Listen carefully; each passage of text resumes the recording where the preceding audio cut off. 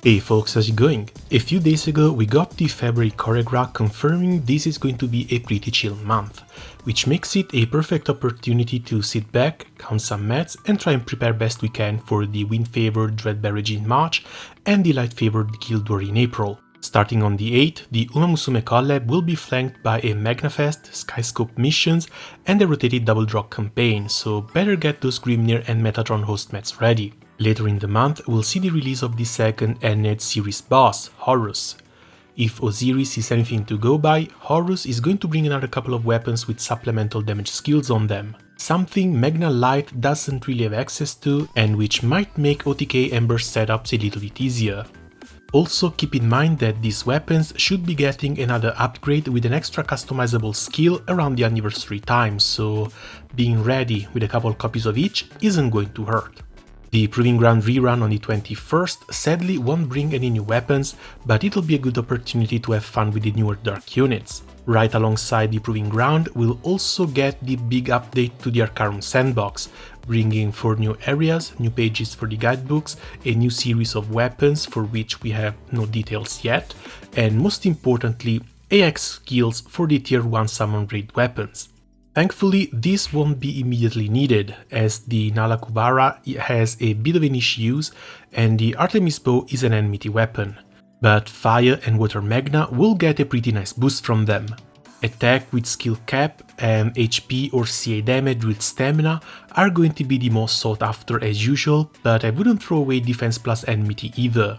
They're going to add experience boost and rupee drop boost as AX skills too though, and I'm not particularly on board with the idea. While the Eternal Transcendencies are pretty expensive on both sides, I don't really like seeing the pool of desirable AX rolls being diluted.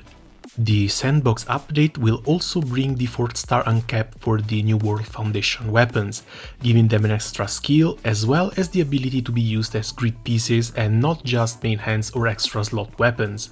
I've been slacking on Sandbox pretty hard and I've only recently begun picking up the pace and work towards the quest completion, but I've had the gun as a fairly high priority farm-wise, so I might start working towards that and see if it can become valuable for the Guild War. 3 turns 20% echo summon side does sound quite appetizing.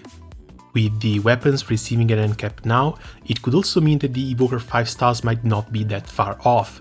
Hopefully we'll see something interesting being announced for them on the anniversary. And speaking of the anniversary, once the 31 million player Magnafest ends, it will be another Magnafest to take us there, with more free rolls, double experience and the usual Magnafest goodies. So we'll have quite a bit of time to farm Angel Halo, Sandbox and the new raid.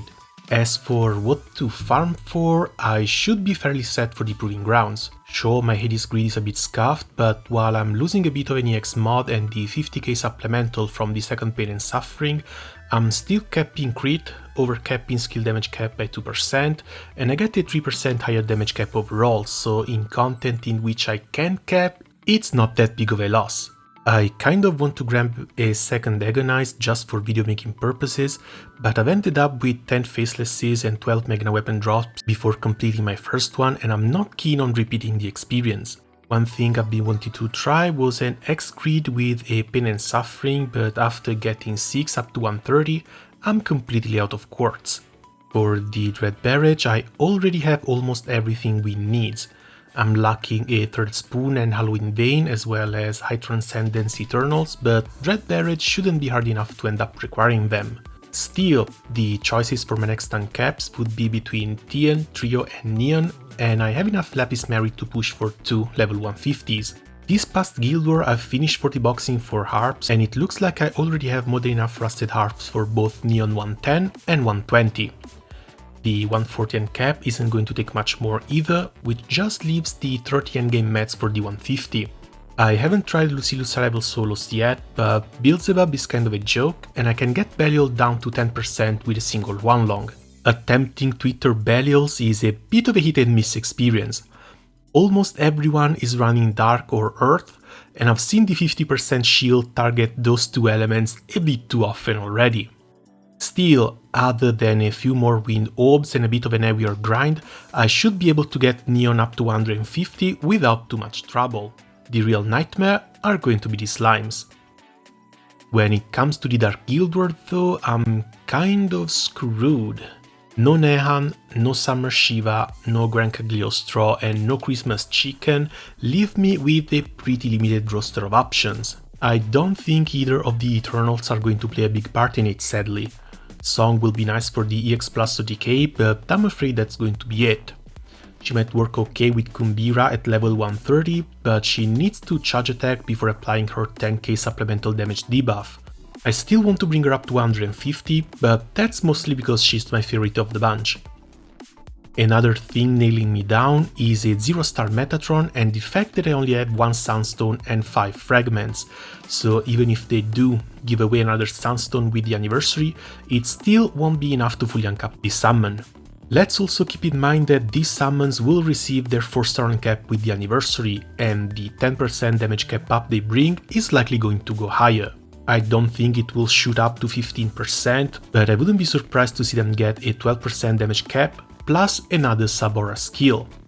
Still, from here until the Guild War, there's going to be the Valentine releases, a pretty long roulette, the new Anniversary event characters, which will hopefully get a grand this time around, the out-of-season summer characters, and looking at how fast Wilnas came out after Fediel, maybe we'll also see Luo being released as well.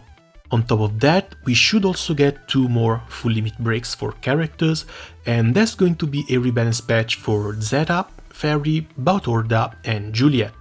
There's so much stuff that could shift things around for Light that makes it pointless to bandage your head before you fall. And even if I should fall, the Anniversary ticket could act as a nice band-aid.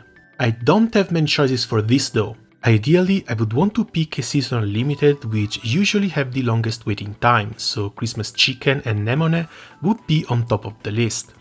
I'm not too big of a fan of the Valentine units I'm missing, and whatever is going to be released in about 10 days won't be available to be picked up anyway. At this point, Kokoro is my only Halloween unit, but I don't really have my eyes on anyone else, which just leaves the Summer Limiteds. Again, Summer Shiva might end up being quite important for the Guild War, but I don't really want to Anitix a dude. Summer Alexiel, Meg and Anthuria would be my possible picks here, but the Summer Banners will be up to a good portion of the roulette, so I can keep my fingers crossed on this one. As for the Grand units, the list should be limited to characters released before 2021, stopping at Golden Knight and Sandalphon, and leaving out Cagliostro, Nehan and Lich. One thing I need to check is going to be if I'll actually be able to spark. I've rolled a lot on the last roulette thanks to the double 90 draws discount, and I've YOLO'd quite a lot more before the Guild War on the banner that had the Pain and Suffering on rate up. Right now I'm left with 22k crystals, 13 single draws and 35 shrimps, and I swear these shrimps will be my lifesavers. Starting with the Ramen Story event, counting 2 Magnafests, the collab 10 pool, possible anniversary stream gifts, and another 10 pool from the anniversary ticket, we should be going well above the 70 rolls per month average, meaning I should be able to hit about 240 rolls again by the time the March Flash Fest rolls around. It might be a bit tight, but I think I might be safe for an anniversary spark, as long as I can make use of the roulette discount. Hopefully they will keep the gachapin minigames and rig it again.